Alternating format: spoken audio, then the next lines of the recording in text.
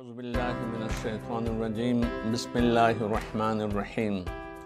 আজকে আমরা মসনবি শরীফের প্রসিদ্ধ গল্প সওদাগর ও তার পোষা টিয়া পাখির এই গল্প নিয়ে দ্বিতীয় পর্বে আলোচনা করব।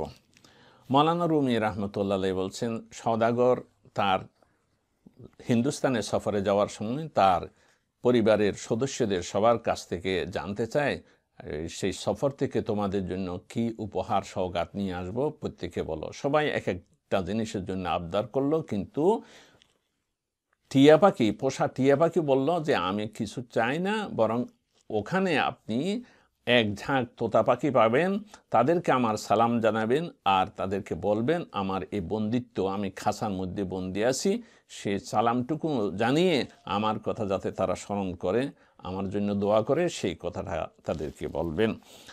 বাদশাহ সওদাগর এই পয়গাম নিয়ে, তোতা পাখির সেই সংবাদ নিয়ে রওনা হলো হিন্দুস্তানে। যাওয়ার পর দেখে একদিকে বনপ্রান্তর দিকে যাচ্ছিল, সেখানে দেখেছে একটা প্রান্তরের মধ্যে পাহাড়ের ডালুতে অনেকগুলো তোতা পাখি।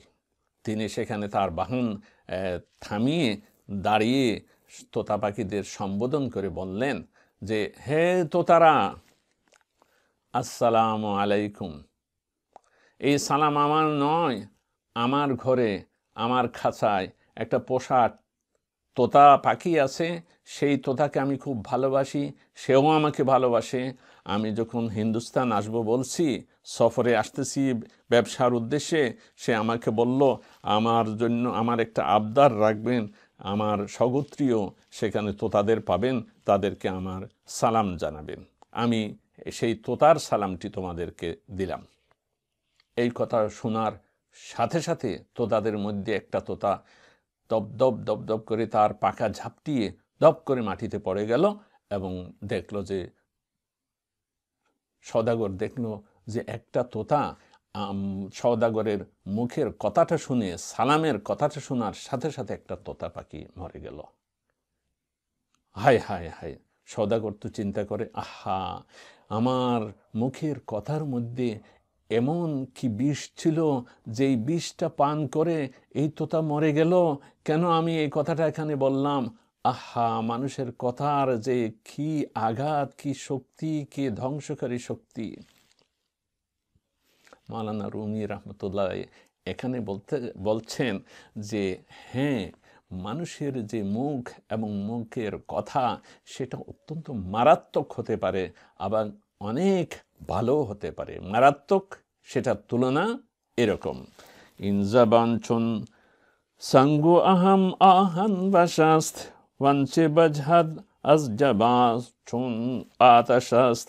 এই ভাষা চুন সাঙ্গ, পাথরের মতো, ওয়াহাম আহান বাশাস্ত, এবং লোহার মতো, ইস্পাতের মতো।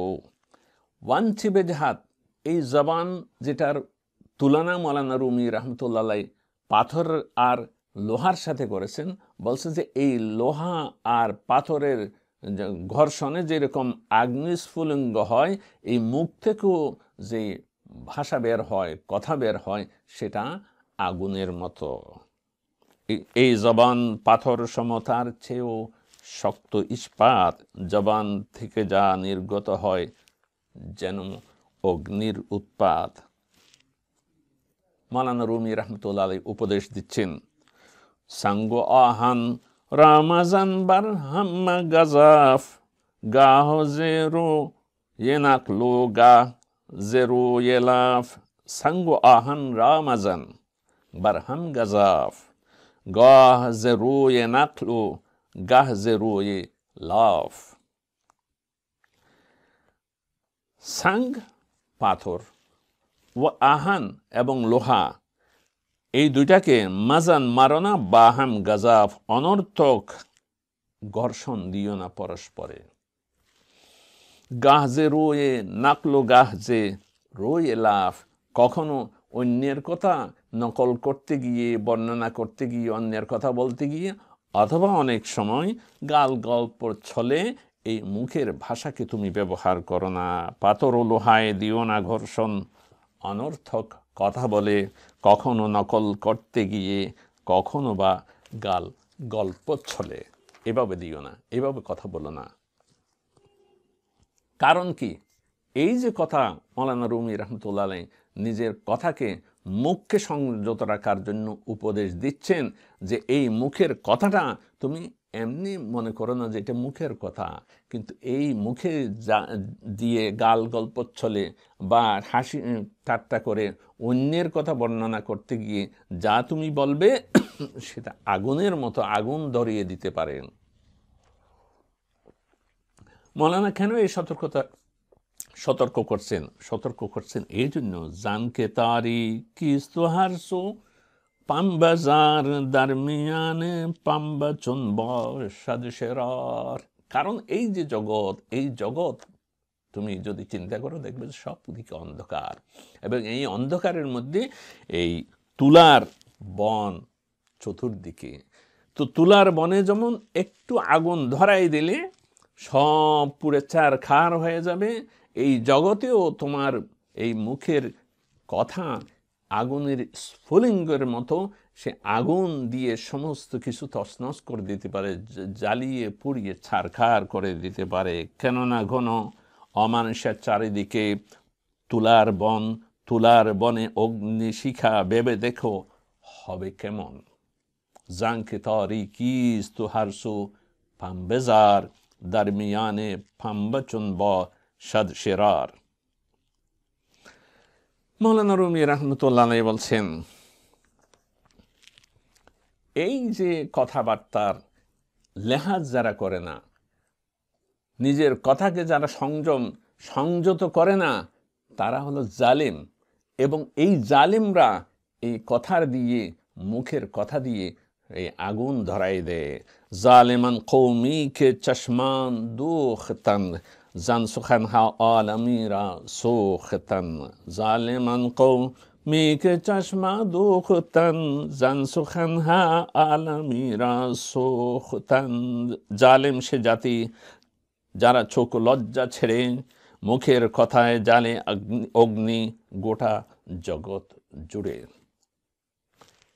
কারণ মৌলানা বলছেন, আলমিরা এক সুখান বেরান কুনাদ রোবাহানে মুর্দারা শিরান কুনাদ। আলমিরা একটা জগৎকে এক সুখান একটি কথা বেরান কুনাদ বিরানা করে দিতে পারে। রোবাহানে মুর্দারা মৃত যে শিয়াল, সেই শিয়ালকেও যে ব্যাঘ্রে বাঘে পরিণত করে দিতে পারে। অর্থাৎ এই মুখের একটা কথাই সব কিছু জ্বালিয়ে ছারখার করে দিতে পারে, এবং একটা শিয়ালকেও হিংস্র প্রাণী সিংহের মতো করে দিতে পারে, যে সব কিছু তছনছ করে দেয়। কাজেই মৌলানার উপদেশ যে তোমরা নিজের কথাকে সংযত রাখো। কাজেই মৌলানা রুমি রহমতুল্লাহর উপদেশ যে তোমরা কথাকে সংযত রাখো। মানুষ যে কথা বলে এটা ঠাট্টাচ্ছলে বলল, উপহাস করে বলল, আজে বাজে এমনি গাল গল্পচ্ছলে বলল, সেটার হিসাব আল্লাহর কাছে দিতে হবে। আর সেটার জন্য আখিরাতে তো জবাবদিহি করতেই হবে। দুনিয়াতেও চিন্তা করে দেখো, সেই কথাই আগুন জ্বালায়, সব কিছু তছনছ করে দেয়, আগুন জ্বালিয়ে দিতে পারে, ফিতনার সৃষ্টি করতে পারে। এই কথার মাধ্যমেই দুনিয়ার যত অঘটন ঘটেছে, দেখবেন যে সেই অঘটনের পেছনে মানুষের কথার একটা বিরাট ভূমিকা রয়েছে। মৌলানা রুমি রহমতুল্লাহ আলাইহি সওদাগর এবং তার পোষা টিয়া পাখির গল্প, সেই গল্প হলো হিন্দুস্তানে সফরে যাচ্ছে, সেই সফরের বর্ণনা দিতে গিয়ে তিনি আমাদেরকে সতর্ক করেছেন, যাতে আমরা আমাদের মুখকে সামলাইয়ে কথা বলি, আমরা যাতে মুখের উপর নিয়ন্ত্রণ, আমাদের ভাষার উপর নিয়ন্ত্রণ আরোপ করি। অনিয়ন্ত্রিত ভাষা আমাদের জন্য বিপদ আনতে পারে। এখন তো আরও বিপজ্জনক যে সব কিছু রেকর্ড হচ্ছে, যেখানে সেখানে মোবাইলের দ্বারা রেকর্ড হয়। কথাবার্তা বললে উল্টা পাল্টা দুই একটা কথা শব্দ বলা হলে সেটা নিয়ে একটা বিপর্যয় সৃষ্টি করতে পারে। এ নিয়ে মৌলানা রুমি আমাদেরকে সতর্ক করেছেন আমাদের চরিত্রের উপরে, আমাদের কথাবার্তার উপরে, আচরণের উপর, যাতে আমরা নিজেদের নিয়ন্ত্রণ নিজেরাই রাখি। আল্লাহ পাক সুবহানাহু ওয়া তাআলা আমাদেরকে মৌলানা রুমির এই উপদেশ মেনে চলার তৌফিক দান করুন।